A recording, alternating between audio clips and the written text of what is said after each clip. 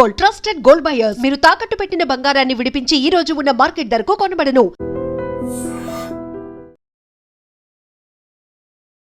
నమస్తే, welcome to I dream inside politics with Kavitha.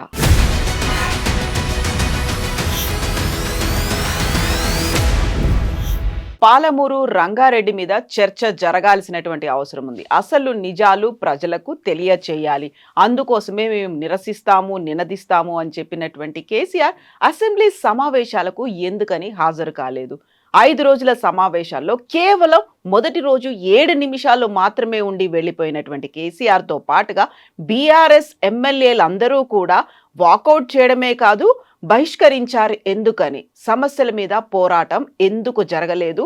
BRS కార్యాచరణ కేసీఆర్ ఏం చేయబోతున్నారు? మనతో పాటుగా ఉన్నారు పొలిటికల్ అనలిస్ట్ వి ప్రకాష్ గారు. హలో అండి, నమస్తే. సో ఇవాళటి దాకా ఒక కథ, ఇప్పటి నుంచి ఇంకో కథ అని చెప్పినటువంటి కేసీఆర్ రాష్ట్ర కార్యవర్గ సమావేశం తర్వాత ఒక ఫుల్ లెంత్ ప్రెస్ మీట్ అనేది జరిగింది. ఆ తర్వాత ఆయన యాక్షన్లోకి రాబోతున్నారు. అసెంబ్లీలో మీరు నిలదీస్తారు, కడిగేస్తారు, ఇవన్నీ బోల్డ్ అంత హైపు, ఎక్స్పెక్టేషన్స్. బట్ ఇవన్నీ ఏదీ కాలేదు. ఫస్ట్ డే 7 minutes ఉన్నారు, అటెండెన్స్లో రిజిస్టర్లో సంతకం చేశారు, వెళ్ళిపోయారు. ఎమ్మెల్యేలందరూ కూడా ఎందుకని వాకౌట్ చేశారు? ఇక్కడ 2 విషయాలు అర్థం చేసుకోవాలి. ఒక లీడర్ అనేవాడు తను అనుకున్న లక్ష్యాన్ని సాధించడం కోసం అన్ని దిక్కుల తనే ఉండడు.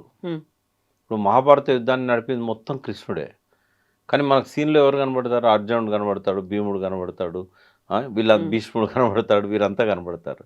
అంటే తను అనుకున్న లక్ష్యాన్ని చేరుకోవడానికి ఏ పాత్రని ఎక్కడ ఉపయోగించుకోవాలి, ఎవరెవరిని ఎట్లా అందులో ఇన్వాల్వ్ చేయాలి, అల్టిమేట్గా ఒక కామన్ మ్యాన్ దాకా ఆ నినాదాన్ని ఎట్లా తీసుకుపోవాలి, తను అనుకున్న ఆ గమ్యాన్ని ఎట్లా చేరాలి, ఈ విషయంలో డెలిగేటింగ్ పవర్స్ అనేది లీడర్షిప్లో ఒక ముఖ్యమైన సబ్జెక్ట్. ఈ అన్ని తనే చేయకుండా డెలిగేటింగ్ పవర్స్, అట్లా ఆ విషయంలో కేసీఆర్ చాలా మెటిక్యులస్గా ప్లాన్ చేసి ఆయన ప్రెస్ మీట్ పెట్టిన క్షణం నుంచి ఈ రోజు వరకు ఇప్పటి వరకు మీడియాలో కానీ, అసెంబ్లీలో కానీ, బయట కానీ అందరి నోళ్ళల్లో కూడా పాలమూరును సక్సెస్ఫుల్గా తీసుకురాగలిగాడు డిబేట్. నంబర్ 2, ప్రభుత్వం తప్పులను బయట పెట్టడానికి తను సభలో లేకున్నా, సభలో బీఆర్ఎస్కి అవకాశం రాకున్నా చాలా సక్సెస్ఫుల్గా హరీష్ రావు గారితో ఒక 2.5 గంటల ప్రజెంటేషన్ ద్వారా అన్ని ఛానళ్ళల్లో, యూట్యూబ్లలో అన్నింటిలో మార్మోగేటట్టు చేయగలిగాడు. అయితే ఈ 2 అవకాశాలు సభలో లేవు ఆయనకి. ఒకవేళ సభలో అవకాశాలు ఉంటే హరీష్ రావు ప్లేస్లో కేసీఆర్ గారు ఉండేవారు. Suppose power point presentation Uttam Kumar రెడ్డికి అవకాశం తీసుకున్నట్టుగా అపోజిషన్ కనుక రేవంత్ రెడ్డి ఇచ్చినట్టయితే కేసీఆర్ పవర్ పాయింట్ ప్రజెంటేషన్ చేసేవాడు ఆయనే ఉండి. సెకండ్ పాయింట్ ఏంటంటే, సభలో ఉండాలంటే ఒక విజ్ఞత కలిగిన నాయకునికి ఎటువంటి ప్రతికూలత ఉండకూడదు. ఫస్ట్ ఏంటంటే, మాట్లాడుతుంటే 20 మంది 30 మంది అడ్డరవద్దు. తర్వాత ఆయనను హ్యూమిలేట్ చేసే విధంగా, అవమానపరిచే విధంగా ఏ నాయకుడు మాట్లాడకూడదు.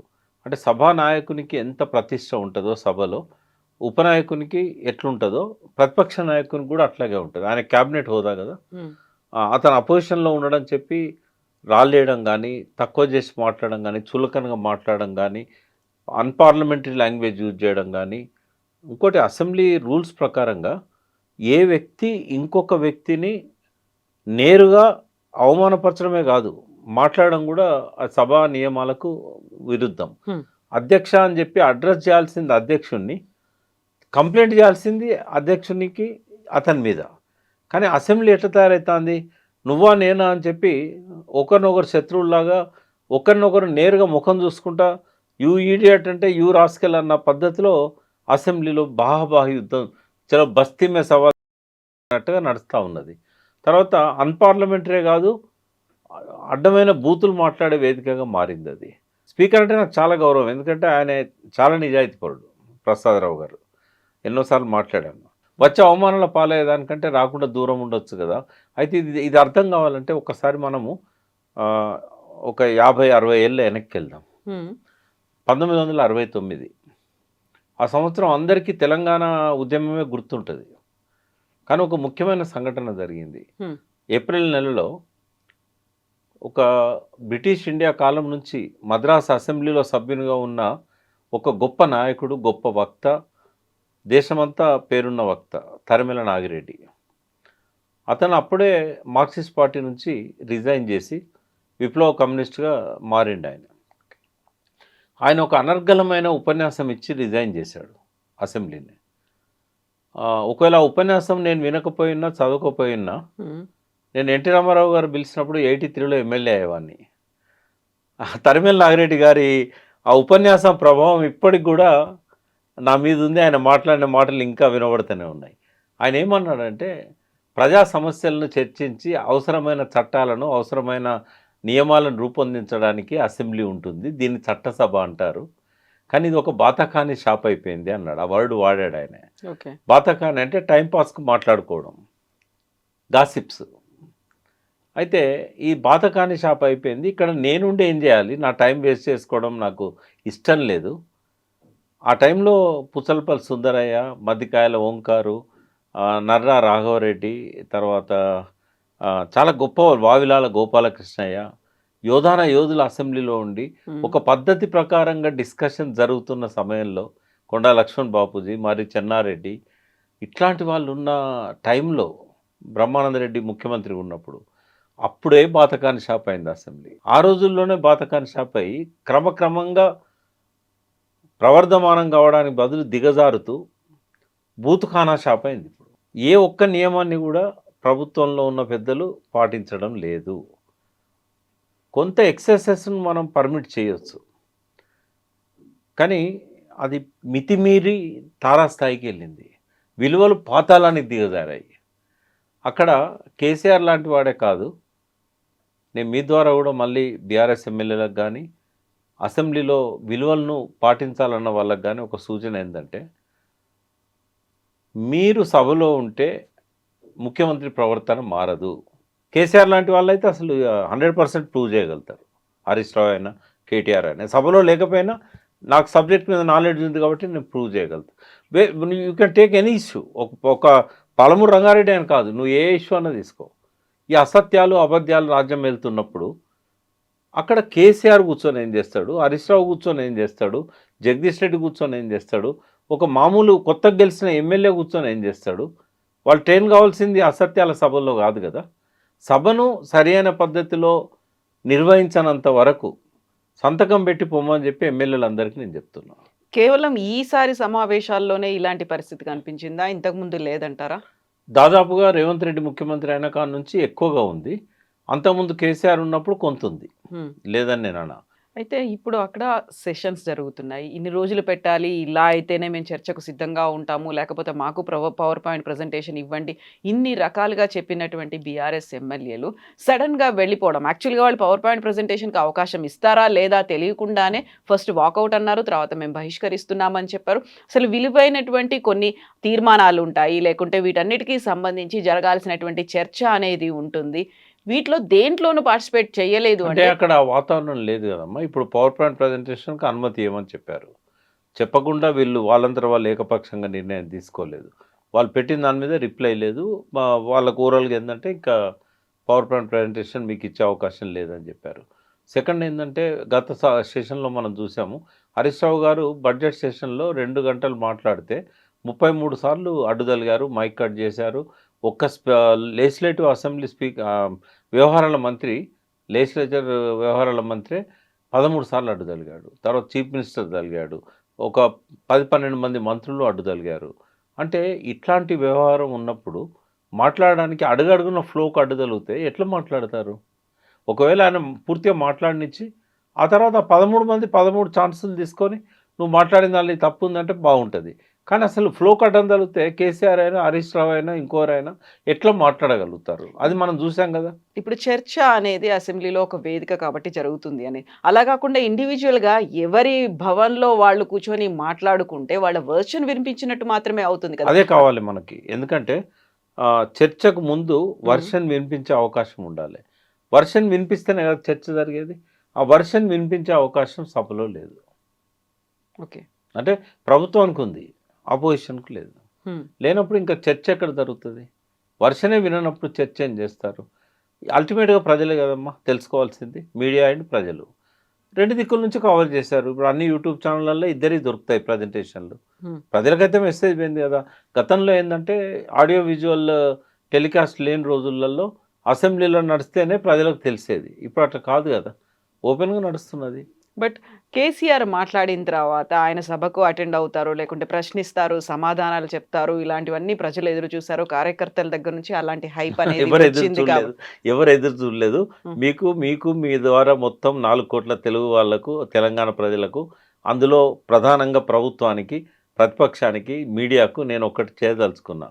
కేసీఆర్ అనేవాడు ఈ 3 ఏళ్ళు కూడా, నెక్స్ట్ 3 ఏళ్ళు సంతకం పెట్టిపోతాడు తప్ప ఆ సంతకం వెళ్ళి కూర్చోడిగా ఆ సంతకం అంటే అన్లెస్ ఇప్పుడు ఏదైతే సభలో బీఆర్ఎస్ వాళ్ళు వాకౌట్ చేశారో రాబోయే రోజుల్లో కూడా ఓన్లీ బడ్జెట్ సమావేశాలలో చెప్పుకోవడానికి అవకాశం ఇస్తే చెప్తారు.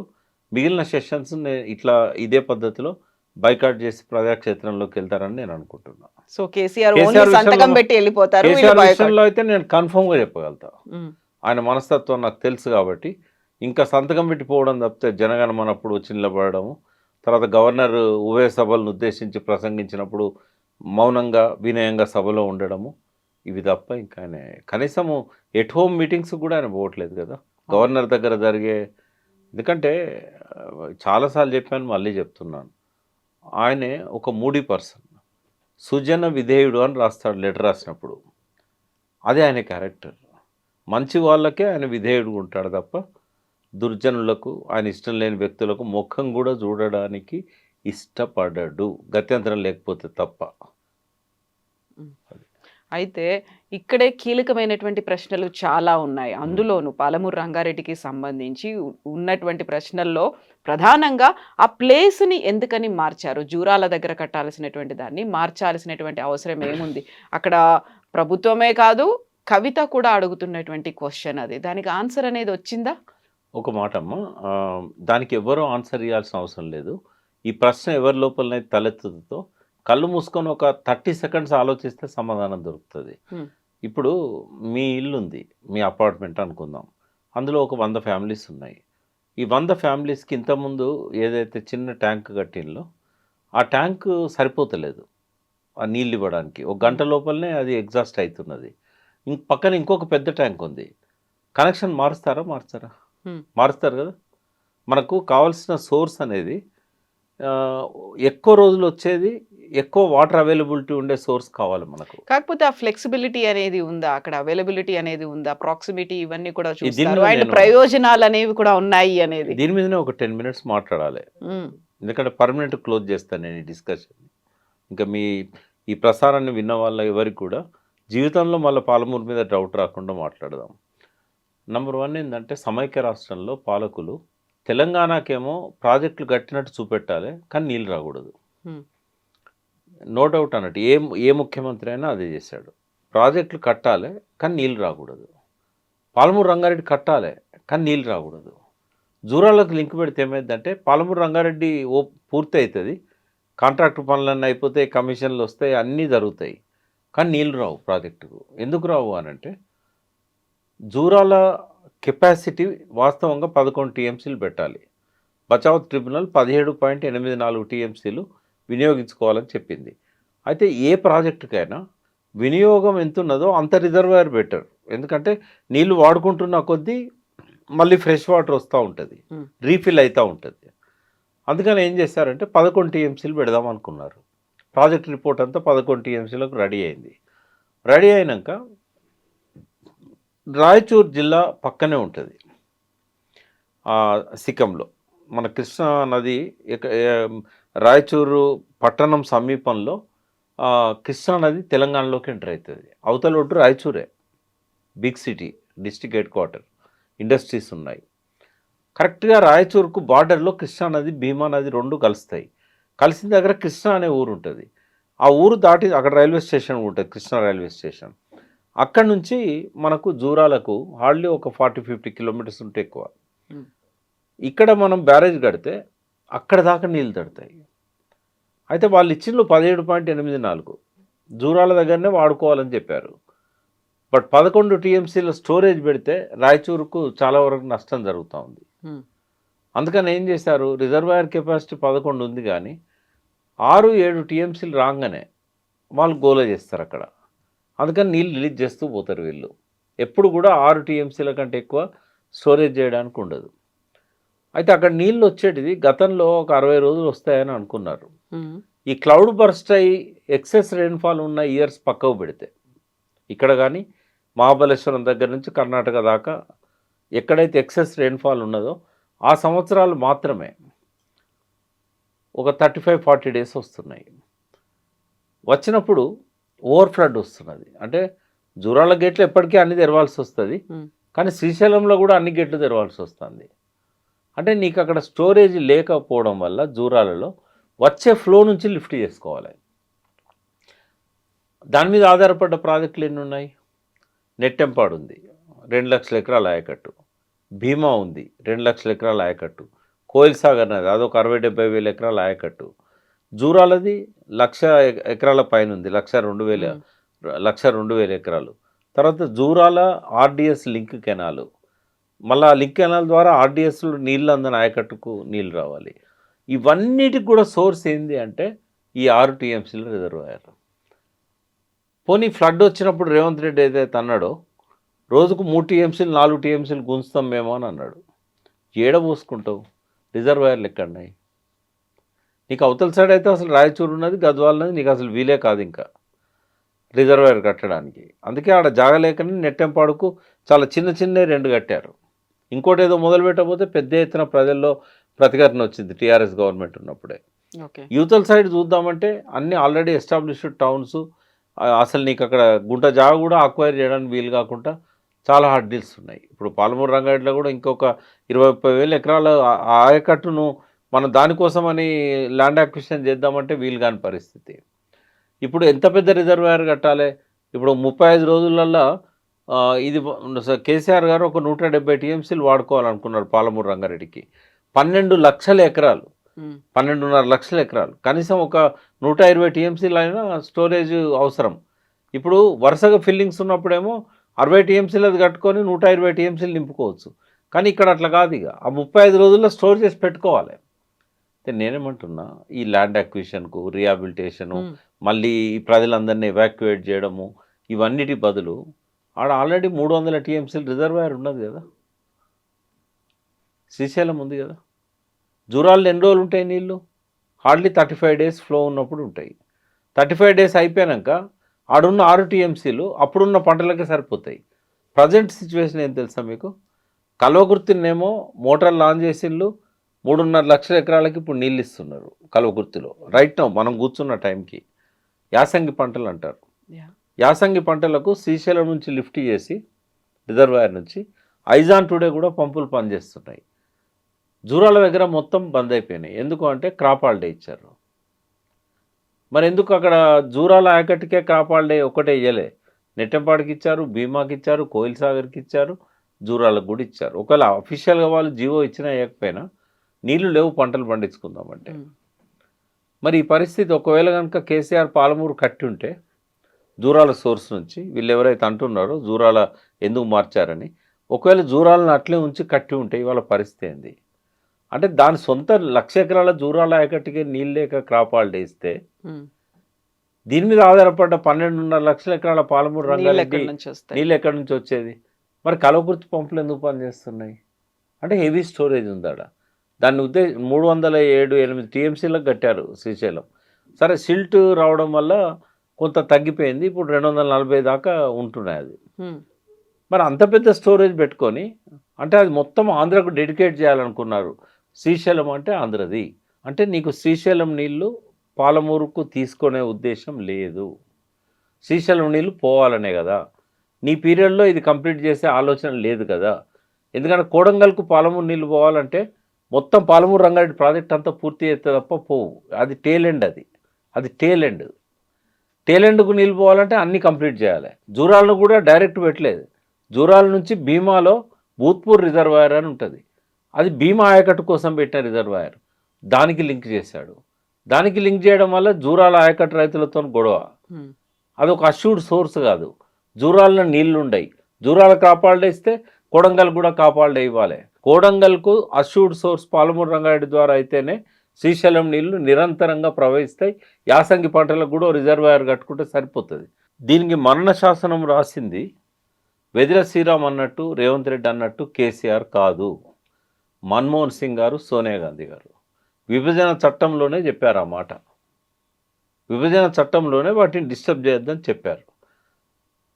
వాస్తవంగా కూడా చట్టబద్ధంగా మాట్లాడాలి మనం, రాజ్యాంగబద్ధంగా మాట్లాడాలి మనం అని అనుకుంటే మరణశాసనం రాసినా కూడా వాళ్ళ చేతిలో అంతకంటే ఏం లేదు అప్పుడు. ఎందుకంటే నెక్స్ట్ ట్రిబ్యునల్ వచ్చి ఆంధ్రకు తెలంగాణకు నీళ్లను పంపిణీ చేసేదాకా మ్యూచువల్గా అనుకుంటే సరిపోతుంది, దాని చట్టబద్ధత ఉండదు. ఇప్పుడు అక్కడ 299కి సంతకం పెట్టిండా, 1000కి సంతకం పెట్టిండా అనేది క్రైటీరియా కాదు. అది 2 రాష్ట్ర ప్రభుత్వాల మధ్య ఉన్న తాత్కాలిక ఒప్పందము. తాత్కాలిక ఒప్పందం అన్నప్పుడు అది 1 ఇయరే ఉంటుంది. అలా రాసిళ్ళు కూడా 1 సంవత్సరం కోసం చేసుకుంటున్న ఒప్పందం. దాన్ని చేసుకోవడానికి 2 కారణాలు ఉన్నాయి. ఒకటి, విభజన చట్టంలో అట్లా చేసుకోవాలని ఉంది. రెండవది ఏంది, ఆనాటికి తెలంగాణలో 299 టీఎంసీలు వాడుకునే పరిస్థితి కూడా లేదు. ఆ పర్టికులర్ 2014-15 ఇయర్ కానీ 15-16 ఇయర్ కానీ. మిషన్ కాకతీయ ఎప్పుడైతే పనులన్నీ పూర్తయినాయో 2020 వరకు పూర్తయినాయి. అప్పుడు 28,000 చెరువులను పునరుద్ధరించిండ్రు. ఇంకా ఒక 16,000 చిన్ననీటి వనరులను పునరుద్ధరించారు. అప్పుడు కొంచెం స్టోరేజ్ చేసుకోవడానికి, వినియోగించుకోవడానికి, కృష్ణా నీళ్ళను కొద్దిగా ఎక్కువ వాడుకోవడానికి అవకాశం వచ్చింది. ఫిర్బీ 200 టీఎంసీలే, అంతకంటే ఎక్కువ లేదు. తర్వాత 2017-18 నాటికి కలవకుర్తి, నెట్టెంపాడు, భీమా కింద, కోయిల్ సాగర్ కింద కొంత ఆయకట్టు వాడుకోవడానికి కొన్ని రిజర్వాయర్స్ కంప్లీట్ చేసుకొని, రాజశేఖర రెడ్డి వదిలిపోయినప్పుడు ఎట్లుందో కిరణ్ కుమార్ రెడ్డి మనకు తెలంగాణ ఇచ్చేదాకా కూడా, ఆ తెలంగాణ వచ్చేదాకా కూడా కిరణ్ కుమార్ రెడ్డి వరకు అట్లే ఉంది. గొంగడ ఎక్కడనేదో అక్కడనే ఉంది. రాజశేఖర రెడ్డి మరణించిన తర్వాత దానికి నిధులు ఇవ్వలేదు. ఇచ్చిన నిధులు కూడా కేవలం బిల్లుల పేమెంట్కే పోయినాయి. మళ్ళీ కేసీఆర్ వచ్చినాకనే ఆ ప్యాచ్ వర్క్, మిగిలిన వర్క్ అంతా కంప్లీట్ చేశాడు. సో ఆ 4 ఏళ్ళు పట్టింది. అంటే 2019 వరకు కూడా ఆ వాటికి నీళ్లు వాడుకునే పరిస్థితి లేకుండే. సో ఇప్పుడు వాడుకుంటాళ్ళు. బట్ ఎన్ని వాడుకుంటాళ్ళు? స్టిల్ 270, 280. మరణశాస్త్రం ఎక్కడ రాశాడు? ఏ సంవత్సరం ఆ సంవత్సరం ఫ్రెష్ అగ్రిమెంట్. ప్రతిసారి కృష్ణా రివర్ మేనేజ్మెంట్ బోర్డు దగ్గర గొడవ జరిగేది. మీకు తెలుసు కదా, అసెంబ్లీలో వాకౌట్ చేస్తారని విన్నాం. కానీ ఒక ఐఏఎస్ ఆఫీసరు, నీటిపారుదల శాఖ ప్రధాన కార్యదర్శి, స్పెషల్ చీఫ్ సెక్రటరీగా ఆ రోజు ఉన్న రజత్ కుమారు కృష్ణా రివర్ మేనేజ్మెంట్ బోర్డు నుంచి వాకౌట్ చేశాడు. కారణం ఏంటి? 299 మేము ఒప్పుకోమని చెప్పేసి. వాళ్ళు ఏం చెప్పుకుంటూ వచ్చారు, మీరు వాడుకోవడానికి అసలు ప్రాజెక్టులే లేవు కదా, ఈ మొత్తం నీళ్ళు కూడా మీరు వాడుకోవట్లేదు కదా అని చెప్పి అడ్డుపులు వేశారు. అందుకే ఈ ప్రాజెక్టులన్నీ కంప్లీట్ అయితే తప్ప పాలమూరు రంగారెడ్డి, వీటి మీద ఉన్న ఎత్తిపోతల పథకాలు దేవరకొండ ప్రాంతంలో మొదలుపెట్టినాయి, మహబూబ్నగర్ ప్రాంతంలో మొదలుపెట్టిన గుత్పా లాంటి ఇవన్నీ పూర్తి అయితే, గట్టు ఎత్తిపోతల పథకం, ఇట్లాంటివన్నీ పూర్తి అయితే తప్ప మనకు 299 కంటే ఎక్కువ నీళ్లు వాడుకునే అవకాశం రాలే. ఓకే, ఇప్పుడు ట్రిబ్యునల్ విచారణ జరుగుతుంది. దీనికోసమే కదా కేసీఆర్ గారు ట్రిబ్యునల్ కావాలని చెప్పి పట్టుబట్టి, ఉమాభారతి ఇరిగేషన్ మినిస్టర్ ఉన్నప్పుడు, జలశక్తి మంత్రి ఉన్నప్పుడు కొట్లాడితే ఆమె ఇయ్యకపోతే సుప్రీంకోర్టులో పిటిషన్ వేస్తే 3 ఏళ్ళు నడిచిన తర్వాత షెకావత్ గారు విత్డ్రా చేసుకుంటేనే మేము ఇది రెఫర్ చేస్తామని అన్నాక సెక్షన్ 3 కింద రెఫర్ చేసి ట్రిబ్యునల్ ఏర్పాటు చేయకపోతే శాశ్వతంగా మన హక్కులు పోతాయని చెప్పి పట్టుబట్టి పోరాడి సాధించింది సెక్షన్ 3 కింద కేసీఆర్. కాబట్టి ఆయన మీద అభండాలు వేస్తే, ఆయనను ఒక జలద్రోహిగా చూపెట్టాలనుకుంటే తెలంగాణ ప్రజలకు తెలుసు కదా 2014 ముందు ఎన్ని నీళ్ళు ఉన్నాయి, ఎంత పంట పండింది, 2014 తర్వాత పరిస్థితి ఏంది, ఇప్పుడున్న పరిస్థితి ఏంది. ఇప్పుడు మీరు ఆ కేసీఆర్ని జలద్రోహిగా చూపించాలనుకునేది కేవలం ప్రభుత్వం మాత్రమే కాదు, స్వయంగా తన కూతురే అంటున్నటువంటి మాటలు, కవిత అనే మాట, ఇవన్నీ కూడా బోల్డ్ అని క్వశ్చన్స్ ఉన్నాయి, ఆరోపణలు ఉన్నాయి, లేకపోతే అక్రమంగా ఇంటికి తరలించుకుపోయారు అనేటువంటి మాటలు చెప్పిన తర్వాత కేసీఆర్ స్వయంగా అసెంబ్లీకి రాకపోతే బీఆర్ఎస్ ఉనికే ఉండదు అనే మాట అసెంబ్లీ సెషన్స్ కంటే ముందు చెప్పారు. అసెంబ్లీ సెషన్స్ అయిపోయే రోజు తను చెప్పినటువంటి ఒక మాట, వ్యక్తిగా వెళ్తున్నాను, నేను శక్తిగా వస్తాను, కేసీఆర్ గురించి, బీఆర్ఎస్ పార్టీ గురించి, కుటుంబం గురించి, నేతల గురించి, అందరి గురించి చెప్పారు. సో ఇక్కడ బీఆర్ఎస్ పార్టీ ఉనికి లేకుండా పోతోంది అనేది కవిత చెప్పారు. బట్ అదే కవిత తన సొంత పార్టీకి సంబంధించి ఏర్పాట్లు అనేవి కూడా చేసుకుంటున్నారు కదా! సో, ఇప్పుడు బీఆర్ఎస్ పరిస్థితి ఎలా ఉంది? తెలంగాణ జాగృతి ఒక రాజకీయ పార్టీగా మారబోతుంది. దానికి సంబంధించి కమిటీలనేవి కూడా ఏర్పడుతున్నాయి. అంటే ఎవరైనా పార్టీ పెట్టుకోవచ్చమ్మా. హ్మ్. ఉన్న పార్టీలోంచి ఎవరైనా రిజైన్ చేయొచ్చు, లేదా బహిష్కరించబడ్డ తర్వాత వేరే పార్టీ పెట్టుకోవడానికి ఎవరికీ ఇబ్బంది లేదు. ఆమె వ్యక్తిగత విషయాల్లోకి నేను పోను. ఆమె వ్యక్తిగా వస్తదా, శక్తిగా వస్తదా, హ్మ్. ఆమె పార్టీ ఎట్లుంటది, ఆ విషయాల్లోకి నేను పోను గానీ, ఆమె చేసిన 2 కామెంట్స్ మీద నేను మాట్లాడతా. ఒకటేందంటే బీఆర్ఎస్ ఉనికి పోగొట్టుకుంటుంది అని అంటున్నది. ఉనికి లేకుండా పోతది ఉనికి కేసీఆర్ లేకుండా రాకపోతే. పోతది. అంటే అది ప్రేమతోని చెప్పిన మాట, లేకుంటే హ్మ్. పోతే బాగుండు అని మనసులో ఉన్న మాట ఆమెకే తెలవాలది. ఒక కన్సర్న్ ఉందనుకోవాలా అంటే లేదా? కన్సర్న్ ఉంటే ఇట్లా మాట్లాడరు గదా! ఆమె విజ్ఞతకే వదిలేద్దాం. అది ఆమె ఏ రకంగా అన్నది అనేది. అదే ఇంకో మాట కూడా అంది. ఇక్కడ ఏం చేసిండ్రని మీరు జాతీయ రాజకీయాల్లోకి పోయిన్రు, బీఆర్ఎస్‌కి ఎందుకు మార్చుకున్నారనేది. సరే అదంతా ఏందంటే బీఆర్ఎస్ ఎక్స్‌ప్లెయిన్ చేస్తది. ఎందుకు నా దృష్టిలో నేను సపోర్ట్ చేశాను. బీఆర్ఎస్ నాతోని కేసీఆర్ గారు గానీ, ఆ పార్టీ నాయకులు ఎవరు గూడా ఇది విస్తరించాలి ఈ పార్టీ, దీని మీద ఒక నిర్ణయం తీసుకుంటున్నాము. మీ అభిప్రాయం ఏందని నన్నెవరు అడగలేదు. నేను I was the founder of TRS. నన్ను ఆ రోజు సభలోకి గూడా నేను పోలేదు. రాష్ట్ర కార్యవర్గ సమావేశానికి గూడా నేను పోలేదు. ఎందుకంటే పార్టీలో నేను లేను, యాక్టివ్‌గా లేను. సాధారణంగా ఎప్పుడన్నా మీటింగ్‌లో పోవడం తప్పితే నేను డిసిషన్ మేకింగ్‌లో లేకుంటిని. హ్మ్.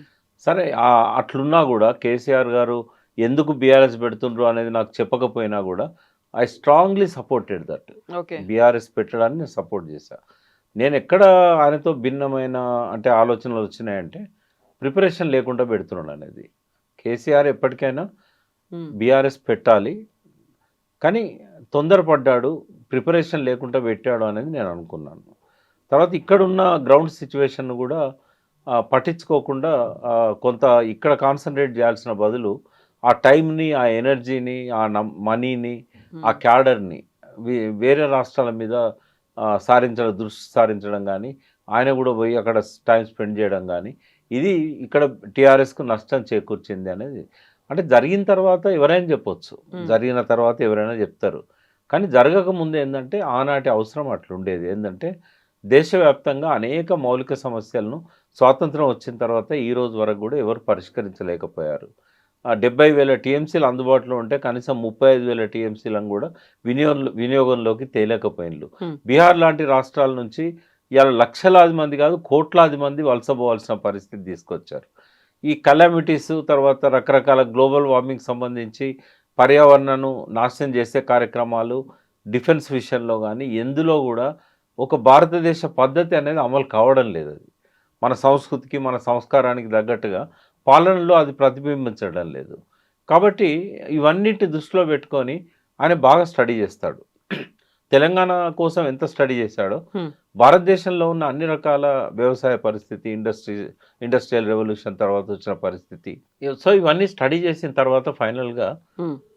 ఆయనకొక నమ్మకం ఏమొచ్చింది, ఈ 9.5 ఏళ్లల్ల దేశంలో స్వాతంత్రం వచ్చిన కాడ నుంచే ఆనాటి వరకు 23 వరకు ఏ రాష్ట్రంలో ఏ ముఖ్యమంత్రి గతంలో చేయనంత ర్యాపిడ్ ప్రోగ్రెస్, చాలా వేగవంతంగా అభివృద్ధి చేశాడు. ఏ సెక్టర్ అన్నా తీసుకోవచ్చు. మీరు ఎనీ సెక్టర్ మీరు హ్మ్. చెప్పండి. స్టాటిస్టిక్స్‌తో పాటుగా చెప్తాను నేను. ఓకే. దేశంలోనే ఏ రాష్ట్రంలో అభివృద్ధి కానంతగా ఆర్థికంగా గానీ, ఇతరత్రా గానీ అన్ని రంగాలలో చేశాడు. ఈ విషయాలేవి కవితకి తెలీదా? కవిత ఎందుకని డైరెక్ట్‌గా అంటే కేసీఆర్ మీద ఒక మనిషి ఒక కామెంట్ చేస్తున్నాడంటే హ్యాపీ మూమెంట్‌లో చేయొచ్చు, ఫ్రస్ట్రేషన్ మూమెంట్‌లో చేయొచ్చు, సాధారణంగా ఉన్న స్థితిలో కూడా చేయొచ్చు. ఏదైనా ఆశించి చేయొచ్చు, ఏదన్నా నిరాకరించినందుకు చేయొచ్చు. ఇన్ని రకాల కోణాలుంటాయి మనిషికి హ్మ్. ఒక మాట మాట్లాడుతున్నప్పుడు. ఆ ఏడ్చుకుంటూ మాట్లాడడంలో ఒక తీవ్రమైన ఫ్రస్ట్రేషన్ అది. ఫ్రస్ట్రేషన్ ఉన్నప్పుడు వ్యతిరేకంగా వస్తాయి మాటలు. సంతోషంగా ఉన్నప్పుడు కూడా కన్నీళ్ళు వస్తాయి. బట్ అప్పుడొచ్చే మాటలు ఇంకో తీరు వస్తాయి. హ్మ్. పాటుంది. నవ్వినా, ఏడ్చినా కన్నీళ్ళే కన్నీళ్ళే వస్తాయి. వస్తాయి. ఏ కన్నీటెనకాల ఏముందో గాథో. తెలుసునా. హ్మ్. ఆత్రేయ గారు రాసింది కరెక్ట్‌గా అక్కడ అప్లై అవుతది. ఓకే. వాటిని పెద్దగా పట్టించుకోవాల్సిన అవసరం లేదు. హ్మ్. సో, పార్టీ ప్రిపరేషన్స్ అయితే కొనసాగుతూనే ఉన్నాయి. కమిటీలను కూడా ఏర్పాటు చేసుకున్నారు. దేని మీద ఫోకస్ పెట్టాలి వీటన్నిటి గురించి కూడా రాజకీయాల్లో ఉన్న వాళ్ళకు అల్టిమేట్‌గా అంటే ఒక బిగ్ డ్రీమ్ ఉంటది. ఆ ఆ బిగ్ డ్రీమ్ను అచీవ్ చేసుకోవడానికి ఎక్కడ అవకాశం ఉంటుందో అక్కడికి వెళ్తుంటారు. ఎక్కడ అవకాశం లేనప్పుడు ఓన్గా ఎదుగుతారు. రేవంత్ రెడ్డికి కూడా సీఎం కావాలని ఉండే చాలా సంవత్సరాల నుంచి ఆయన అందరికి చెప్పుకుంటూ వచ్చాడు. నాతో కూడా 5 సంవత్సరాల ముందు చెప్పాడు. మీరు ఒకసారి నాతోని ప్రొఫైల్స్ అన్నీ ఒక్కొక్కరిది ½ అన్ అవర్ చేశారు. అందులో అన్ని పార్టీలతో పాటు రేవంత్ రెడ్డిది కూడా చేశారు. అప్పటికి రేవంత్ రెడ్డి ఇంక ఎన్నికలకు పోలే. బట్ నేను మాట అన్నా, రేవంత్ రెడ్డికి ఉన్న ప్యాషన్ కానీ రేవంత్ రెడ్డికి ఉన్న ఆకాంక్ష కానీ ఖచ్చితంగా సీఎం అవుతాడు. ఆ డ్రైవింగ్ ఫోర్స్ అనేది ఉంది అని. ఈసారి కాకపోతే ఇంకోసారికైనా అవుతాడు అని నేను చెప్పాను నేను మీకు. అవును అవును. కాబట్టి సీఎం కావాలనుకున్న వాళ్ళకు ఒకటే ఫోకస్ ఉంటుంది. అర్జునుని కదా మహాభారతంలో ద్రోణుడు పరీక్ష పెట్టినప్పుడు పక్షి కన్ను మీదనే గురి ఉన్నట్టుగా వాళ్ళకి ఆ గురి ఉంటే వాళ్ళు సక్సెస్ అవుతారు. ఇంకా వాళ్ళు దేన్ని పట్టించుకోరు. బంధాలను, అనుబంధాలను, మమకారాలను, ప్రేమలను, ద్వేషాలను ఏది పట్టించుకోరు. ఆ దృష్టి పక్షి కన్ను మీదనే ఉంటుంది. అట్లా ఎవరు దృష్టి పెట్టి పోతారో వాళ్ళు సక్సెస్ అవుతారు. చూద్దాం, కాలం నిర్ణయిస్తుంది. సో కవిత కూడా ఈ మాట అన్నారు కదా సీఎం గురించి. ఎవరి భవిష్యత్తు ఏందో పార్టీ పెడుతున్నారు అంటేనే అల్టిమేట్ లక్ష్యం చెప్పినా చెప్పకపోయినా సీఎంఏ ఉంటుంది. మలన్న పార్టీ పెట్టినంటే అల్టిమేట్ లక్ష్యం సీఎంఏ ఉంటుంది. చూద్దాం ఏం జరుగుతుంది, ఎంత టైం తీసుకుంటారో. థ్యాంక్ యూ అండి. Thank you. And for more videos, Please subscribe to iDream. Please subscribe to iDream. Please subscribe iDream. And please subscribe to iDream. For more videos, subscribe to iDream. please like, share and subscribe to the channel. Congratulations, iDream. Subscribe to iDream. Subscribe to iDream. So subscribe to iDream Media. iDream ki iDream team andarki huge congratulations. Please subscribe iDream Media. Please subscribe to iDream. Subscribe iDream. Please subscribe to iDream.